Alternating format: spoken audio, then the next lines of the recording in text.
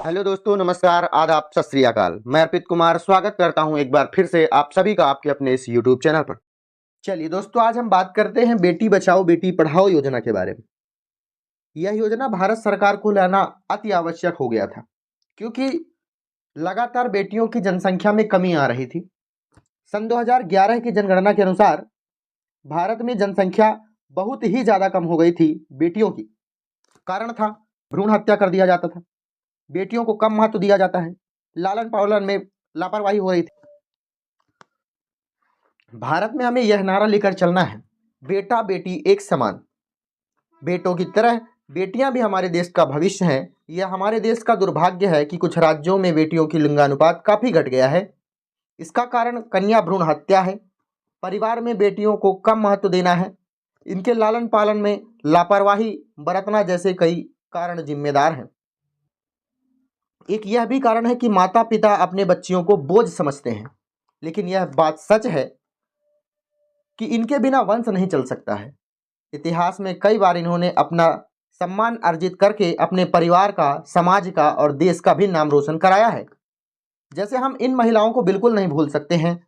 रानी लक्ष्मीबाई, सुभद्रा कुमारी चौहान, तात्या टोपे, रानी अवंतीबाई, सावित्रीबाई फुले, कस्तूरबा गांधी, सरोजनी नायडू, विजय लक्ष्मी पंडित जैसे महिलाओं को हम कैसे भूल सकते हैं। जब वो बेटियां इतना कुछ कर सकती हैं तो आज की बेटियां क्यों नहीं कर सकती। इसी कारण से भारत सरकार के द्वारा कई महत्वपूर्ण योजना चलाई गई हैं। उनमें से एक है बेटी बचाओ बेटी पढ़ाओ योजना। चलिए बात करते हैं इस योजना के अंतर्गत क्या है। यह योजना भारत के प्रधानमंत्री नरेंद्र मोदी के द्वारा 22 जनवरी सन 2015 को पानीपत हरियाणा से शुरू की गई। इसलिए भारत सरकार ने बेटी बचाओ बेटी पढ़ाओ अभियान का आरंभ किया। साथ में सुकन्या योजना, लाडली लक्ष्मी योजना, छत्तीसगढ़ की महत्वपूर्ण योजना है हमर बेटी हमर मान, इस तरह की योजनाओं का कार्यान्वयन किया गया। अलग अलग योजनाओं और कार्यक्रम के माध्यम से इन्हें शिक्षा दिलाने, कुपोषण से मुक्त करने, भविष्य में संवारने के लिए सार्थक प्रयास किए जा रहे हैं। चलिए बात करते हैं इस योजना से हमें कौन कौन से प्रॉफिट होंगे। बेटी बचाओ बेटी पढ़ाओ योजना से पूरे जीवन काल में शिशु लिंगानुपात में कमी रोकने में हमें बहुत ज़्यादा मदद मिलेगी। दूसरा, महिलाओं के सशक्तिकरण से जुड़े मुद्दों का समाधान होगा। तीसरा, यह योजना 3 मंत्रालयों के द्वारा चलाई जा रही है। कौन कौन सा मंत्रालय? पहला, महिला एवं बाल विकास मंत्रालय। दूसरा, स्वास्थ्य परिवार कल्याण मंत्रालय। तीसरा, मानव संसाधन मंत्रालय।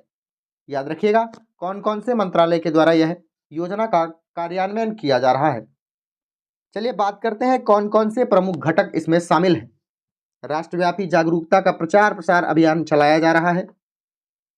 प्रमुख रूप से 2015 में 100 जिलों को चुना गया था जहां शिशु लिंगानुपात बहुत कम था।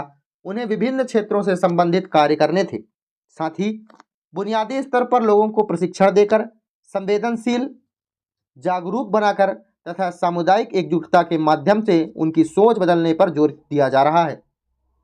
इसी पहल को आगे बढ़ाने के लिए प्रधानमंत्री नरेंद्र मोदी ने अपने मन की बात में हरियाणा के बीजीपुर में एक सरपंच है उनकी तारीफ की, जिन्होंने अपने क्षेत्र में सेल्फी विद डॉटर की पहल की शुरुआत की थी। प्रधानमंत्री ने लोगों से अपनी बेटियों के साथ सेल्फी भेजने का अनुरोध किया था। विश्व भर में यह हिट हो गया था। बेटी बचाओ बेटी पढ़ाओ के बारे में जागरूकता बढ़ाने के लिए पिथौरागढ़ में नुक्कड़ नाटक का आयोजन भी किया जा रहा है। यह केवल गांव में ना होकर बाजारों तक में भी आयोजित किया जाता है। कहानियों के माध्यम से मंचन किया जाता है। लिंग आधारित गर्भपात की समस्या से प्रति लोगों को जागरूक बनाया जा रहा है।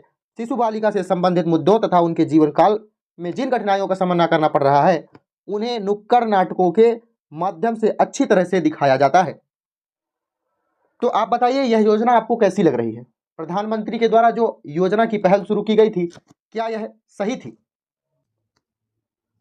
कमेंट बॉक्स में आप जरूर बताइएगा क्या यह योजना आपको अच्छी लगी। प्रधानमंत्री के द्वारा जो योजना की पहल की गई, क्या यह सही थी?